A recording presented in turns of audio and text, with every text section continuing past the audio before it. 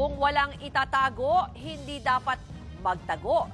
Yan ang patutsada ng palasyo kay Congressman Pulong Duterte sa pagtanggi nitong humarap sa Independent Commission for Infrastructure. Ayon kay Palace Press Officer Undersecretary Claire Castro, hindi ito makaharap sa pagdinig. Hindi makaharap.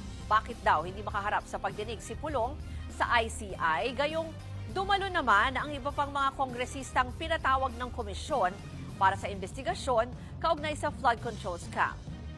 Kamakailan lang nang paimbestigahan ni ACT Teachers Party List Representative Antonio Tino si Pulong dahil sa mga red flag o anomalya umano sa flood control project sa Davao City mula 2019 hanggang 2022. Ayon kay Congressman Pulong, bukas siya sa investigasyon pero hindi sa Independent Commission.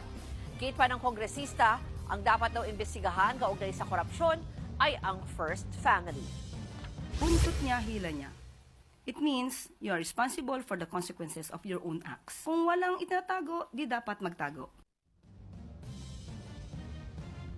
Samantala, ginagalang daw ni Pangulong Bongbong Marcos ang pagbitiw ni dating Commissioner Babe Singson sa ICI.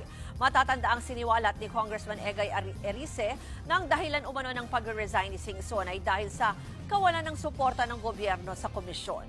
Umugong din ang kawalan umano ng pondo ng ICI nang sabihin ni dating Special Advisor Benjamin Magalong na nag-abono siya ng 30,000 pesos noon. Itong sagot ng palasyo. Kung ano po ang pagkukulang sa may mga dapat na bayaran, bayaran na po agad. Ayon po sa DBM, yung sahod po ay as early as September ay nandyan na po.